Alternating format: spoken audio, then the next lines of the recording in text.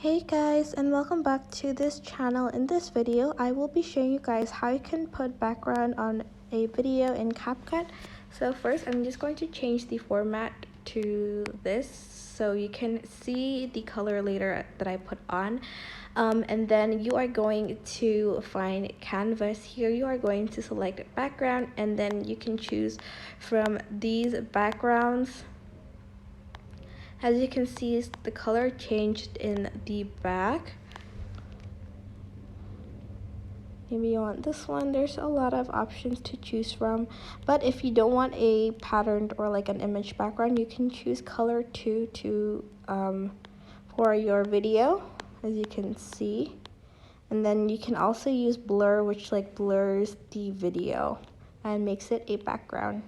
And that is basically it. I hope this tutorial was helpful for you guys. Don't forget to like, comment, share, and also subscribe to this channel if you haven't done that. If you have any questions, just leave it in the comment section down below and I will try my best to answer them all. Thank you so much for watching. Bye!